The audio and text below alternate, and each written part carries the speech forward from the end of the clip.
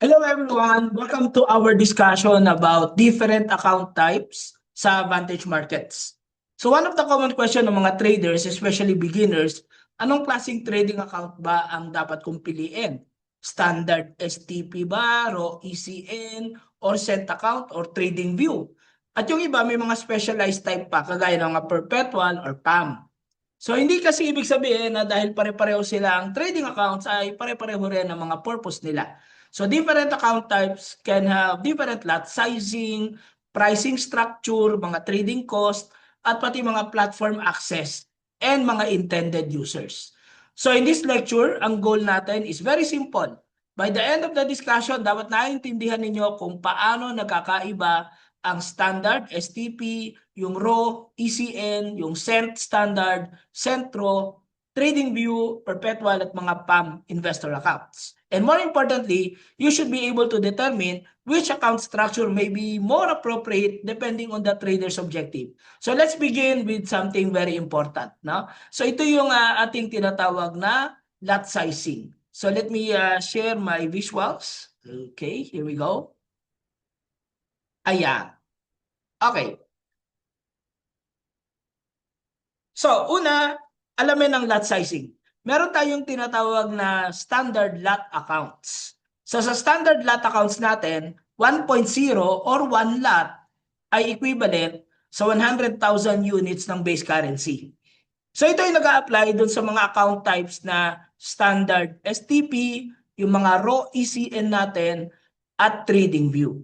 Okay, meron naman tayong tinatawag na sent lot accounts. So ito yung mga naka-sent accounts natin wherein pag nakakita kayo ng one lot, it's actually a one sent lot. Okay? At ang equivalent lang din naman ito ay isang micro lot, no? Or 0.01 standard lot, which is 1,000 units of the base currency. Tapos yung balance mo sa trading account, nata-translate o nako-convert yan into cents. So for example, ang balance mo, $100. This is equivalent to 10,000 cents. So basically, you just multiply with 100 yung dollar balance mo. So kung $1, 100 cents. Alright. So punta tayo sa standard STP. Think of this as the all-rounder account. Okay, meaning STP is straight through processing. And according to our slide, no, this is the Vantage flagship account with no dealing desk. And ang biggest advantage ito is simplicity. Your trading cost is primarily built into the spread. So instead of seeing a separate commission line every time you trade, the broker's cost is already incorporated into the difference between the bid and the ask price. For example, kung nag-buy ka ng isang instrument, you will notice na the price at which you can buy and the price at which you can immediately sell are slightly different. Now, ang tawag dito ay bid at saka ask. So yung difference between the bid and the ask ay tinatawag nating spread. Okay? And the standard STP doon principally incorporated ang trading cost. So the lot sizing in standard, no, is 1 lot equals 100,000 units of the base currency. Ang smallest trade volume that you can execute is a 0.01 lot or tinatawag nating micro lot, which is equivalent to 1,000 units of the base currency. Okay, now let's go with the raw ECN. So ito naman, same standard lot sizing as that of the standard STP, but a different pricing model. So ano yung difference? The major difference, no, is that instead of spread, no, ang pinaka cost of trading dito ay commission. Okay, so this is a commission per lot traded. So conceptually, ang comparison niya kung sa standard STP, primarily spread ang cost. Sa raw ECN, it's potentially tighter yung spread. So ibig sabihin mababa, but there is a separate commission. This becomes particularly relevant lalo na kung scalper ka o kaya high volume trader ka or algorithmic trader ka. Bakit? Kasi kapag napakarami mong trades, every movement in the spread can matter. So imagine, yung trader mag-execute only 1 or 2 trades occasionally versus someone executing dozens of trades. So para sa isang high frequency trader, transaction cost structure will become a bigger consideration. So yung raw ECN is not necessarily about saying na one account is automatically better. It is about understanding the different trading styles na pwedeng mag-benefit from the difference in the cost structure. Next is that we have the Cent Standard STP. So ito naman, no, this is very interesting kasi it has the same lot sizing, no, ng cent. So ibig sabihin, 1 cent lot is 1 microdot lang. Pero ang kanyang cost is also through the spread. Okay? So dito, remember, no? Yung balance natin na nadi-display din ay in cents. So halimbawa, nag-deposit ka ng $100, that is equivalent to 10,000 cents. Ngayon, kung nagpa-profit and loss ka rin from your trade, halimbawa, nakakita ka ng figure na 10, hindi $10 yon, 10 cents yon. Alright? So, ang kagandahan dito is that nai-stretch mo even your small capital can be translated in figures that can accommodate, no, the volume na in cents din lang siya. Alright? So, next is the Centro ECN. Okay, so if you understood yung cent account, no, in terms of the lot sizing, no, 1 cent lot is still 0.01 ang standard or 1 micro lot. Okay? However, dito naman ang costing natin, as again, no, dahil ECN or RAW, ito ay primarily based on commission. So tighter spread din, no, but with a separate commission. Okay. So next is the trading view account. So ito yung one of the unique na trading accounts ng Vantage, no? Dahil dito, it can work on both TradingView platform and MT5 platform. So pwede mo i-login itong account type na to, no, in the TradingView platform. I-click mo lang sa TradingView, connect to brokers, piliin mo yung Vantage, log in your credentials, and voila, no? Ando na yung trading account mo. So pagka nag-analyze ka ng chart sa TradingView at pumindot ka ng buy or sell, it is reflected on your trading account. Yet you can also still log in this type of account to a standard MT5. Okay? So, either platform, pwede mo itong ma-trade. Ang lot sizing nito ay pareho lang din ng ating STP, wherein one lot is equivalent to 100,000 units of the base currency. And the smallest that you can trade is a 0.01 or a 1 micro lot, no, for our forex pairs. Same with gold and oil. Alright. Then meron tayong perpetual account. So ang perpetual account naman is focused specifically on cryptocurrency CFDs.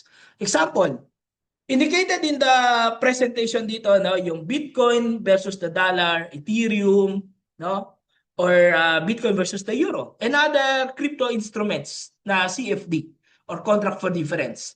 So one of the biggest distinction is that these positions have no expiry and the market can be traded 24/7. So that's the very difference now from the traditional markets that operate according to specific trading sessions. So another major distinction involves yung cost structure. So instead of the conventional na overnight swap structure, the account uses a funding fee exchange between the long and short positions every 8 hours. So similar to the structure used in crypto perpetual markets. So if the funding rate is positive, longs pay shorts. If it is negative, shorts pay longs. So this slide also indicate yung mga tight crypto spread and opening side commission and an 8-hour funding mechanism. So minimum deposit is also indicated as a starting from $50 with access through MT4, MT5, WebTrader, and even the Vantage mobile app. So when evaluating this account, don't compare it directly with a standard STP based lamang sa spread. The product is different. This is designed around 24/7 cryptocurrency CFD trading with perpetual style funding mechanics. And traders need to understand that holding positions longer can expose them to repeated funding charges or credits depending on the prevailing funding rate. This is our PAM investor account. PAM stands for Percentage Allocation Money Management. So this is very different from the accounts that we've discussed earlier because yung investor is not necessarily the one making the individual trading decisions. Instead, the funds are allocated under a money manager who trades on behalf of the participating investors. So profits and losses are then allocated proportionally, no? Based on each investor's share of the overall pool. For example, conceptually, if several investors participate in one PAM structure, ang trading reserve nito ay allocated according to their respective participation dun sa pool. Importantly, according dito sa presentation natin, no, the investor maintains control over deposits and withdrawals, while the manager controls the trading activity. So yung cost structure nito can also vary depending on the manager. There may be underlying spread or commission from trading plus performance fee na charge ng manager. So the mindset here is different. With standard STP or raw ECN, we're primarily discussing accounts where you execute your own strategy.